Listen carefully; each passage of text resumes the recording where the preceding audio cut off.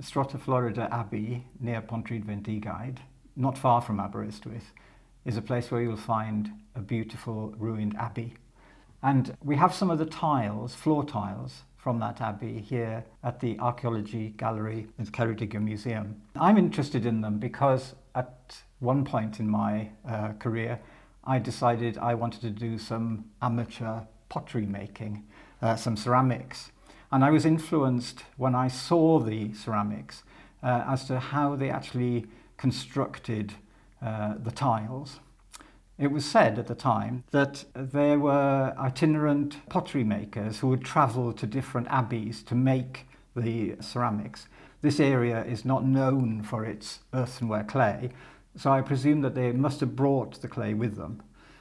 Now, to actually construct a tile, they would have had wooden relief patterns, which they would have pressed into the clay. This one is one of the ones I made in my evening class. As you can see, I've sort of copied one of the original designs, but mine's much smaller and much thinner.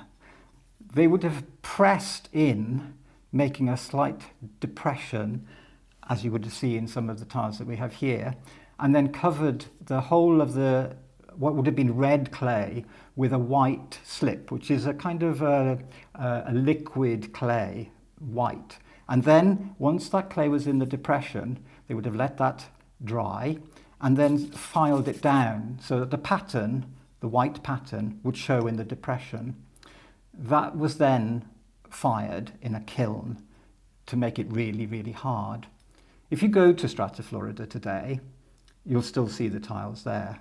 They've actually put a whole display of them at the far end of what is the ruin, really.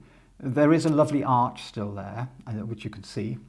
And there is a small museum there, which tells you a bit of the history of the monks and the life that they led in Strata Florida.